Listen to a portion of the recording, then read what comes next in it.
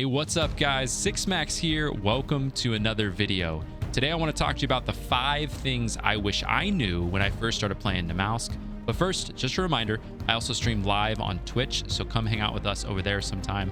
My Twitch, along with all of my social media links, are down below in the description if you want to stay in touch with me. But enough of that. As many of us know, Namalsk is an extremely punishing map. As they say, Namalsk wants to kill you and it will try it every chance it gets.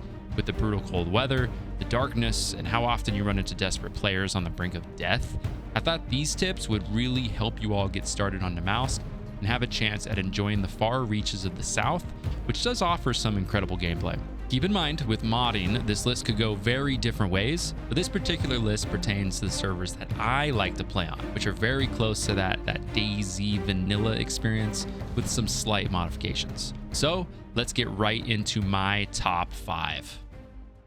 Starting us off at number 5 is to learn and figure out what your 2 favorite Namalsk loot runs are and where you can have the best chances of finding clothing and other important items as quickly as possible. If you couldn't already tell from your time on Namalsk, finding items quickly is very important because of how devastating the elements can be. On a map like Chernarus, you can often take your time, explore a bit, and find items as needed, but not on Namalsk. So really get to know the northern half of the map where you will typically spawn nearby. Make sure you know Vorkuta like the back of your hand. Don't neglect the apartments for loot, and even the rooftops. Also, learn where the military checkpoints are around Vorkuta. There are also several small military bases within a short run of your spawn up north, so make sure you learn where those are as well. The refugee camp southeast of Vorkuta is one that I recommend, but of course, being that they're very close to major spawn points, the loot may be picked over and you might run into some players with guns, so don't stick around too long. Run in and get the hell out fast. Next, if your temperatures, food, and water are doing all right, I really like running to the dam if your goal is to head further south. There's another refugee camp a short run south of the dam that you can loot, but I typically avoid that area because of how many zombies there are with no buildings to hide them in or trap them in. I like to stay west of the refugee camp, looting the warehouses and military towers on my way to the Athena Research Institute area, but beware, this is bear and wolf country. Next up at number 4 is your clothing insulation.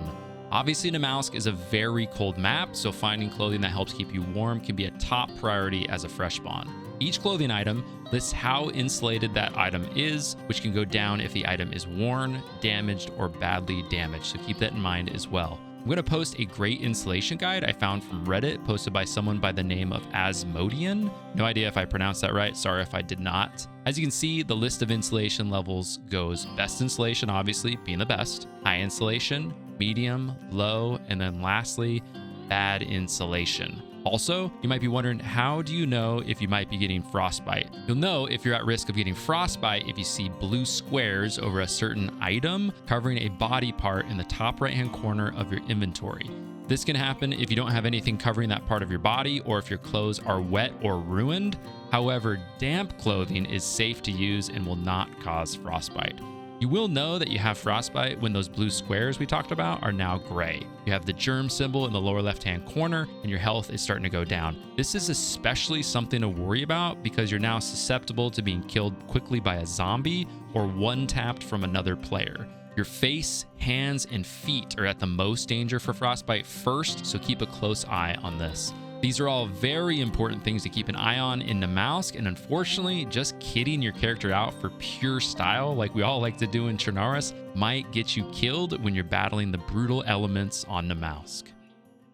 Now, at number 3 is hunting. Oftentimes, you'll have a very hard time finding food on Namalsk, and when you do, the food is frozen anyways. That food also won't last you as long as a large piece of animal fat or several steaks will, so hunting can really prolong your character's lifespan. You'll be able to spend more time exploring the map, getting into PvP, or whatever else you like doing instead of checking every little shed and house desperate for a can of tuna. There are quite a few large animals on Namalsk, but the tricky part is often finding a gun that can kill the animals. Most animals are very hard to kill with a melee because they run too fast, but once you do find a decent weapon, you can use that weapon to take down a large elk or a bear even. Cook the fat and the steaks until they are nice golden brown and you're good to go. All right, and at number 2 is learning how to fish. Finding food on Namalsk can be very difficult, and you can't always rely on getting lucky walking into a house and finding a can of peaches. Also, hunting can be very difficult early on, especially while your temperatures are going down so fast. This is why even more so than Chernarus, fishing can be a lifesaver. So obviously, the easiest way to fish is to find a fishing rod, but usually you won't get that lucky. So we're going to focus on how to craft a fishing rod and a bonefish hook, and then most importantly, how to actually catch a fish. Keep in mind, you can't dig for worms on Namalsk, and you don't need worms to catch a fish on Namalsk, so just keep that in mind, guys. First step, find yourself a long stick by either cutting down a bush with your hands or with some other sharp object like a knife. Once you have the long stick, combine that with a rope, and you can craft the improvised fishing rod. Now, if you haven't found a rope yet, you can craft a rope from 12 rags. Now, your next focus is on getting some bones. Any animal will do, but chickens are pretty easy to find around most towns. Just kind of listen for them. That's the key. So kill the chicken, skin and quarter the chicken. Next, put the bones in your hand, combine that with your knife, and craft the improvised hook. Now, depending on the condition of the hook is how many times you can use it before it's ruined. Next, put the fishing rod in your hands and attach the fishing hook. Head to a water source, and at the edge of the water, it'll give you the prompt to start fishing. Hold down the action key until your character withdraws the line and pulls the line out of the water. If you were successful, your catch will appear on the ground near your feet. If you were unsuccessful, you may just have an empty hook or an empty line entirely. And there you go. You have a fish either to eat right away if you're desperate, or if you have a little bit more time, you can cook or smoke the fish over a nice hot fire. And lastly, at number 1 is fire building. Obviously, Namalsk is cold, unforgiving, and a brutal place to survive. No matter how good your clothing insulation is at times or how much canned food you can find, you will be completely out of luck if you can't defrost your food, keep a temperature buff at times, and also cook some of that food you've been hunting and fishing for. Memorizing the fire pits around the map is crucial and something you should spend some time learning. Let's also talk about the various ways you can build a fire with items that spawn throughout the map, along with the items you can find in the wilderness to help make a fire. First off, if you spawn in on a server with no lighter or flare, you may need to start off by finding a knife first. Cut down a bush nearby for some sticks, cut bark off a large tree, combine the bark with the sticks to make a hand drill kit, which is essentially a lighter. Think like in the movie Castaway. This will ignite your fire. So next, you need to find a fire pit, place a rag or a bandage or a piece of paper in the fire for kindling, go get some more sticks, and you have a fire. Now, if you play on some of the servers that I play on, you will spawn in with either a lighter or a flare, which is great. This will replace the hand drill kit, and both can be used to ignite the fire. This will eliminate the need for a knife as well, because now you don't need to cut the bark off the tree. You can simply go get wood with your hands from a bush.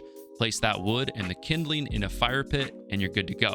If you can't find a fire pit, stove in a house, or a fireplace in a house, you'll need to craft your own fireplace. Keep in mind, on Namalsk, this typically draws a lot of attention to yourself, especially with how small the map is. The smoke and the fire is really easy to see from pretty far away, especially at night.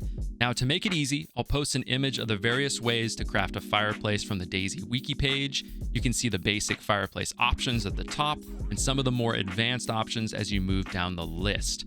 With how difficult finding stones can be on some servers, I wouldn't recommend the fireplaces that require a lot of stone, but that is essentially how you make a fire in DayZ.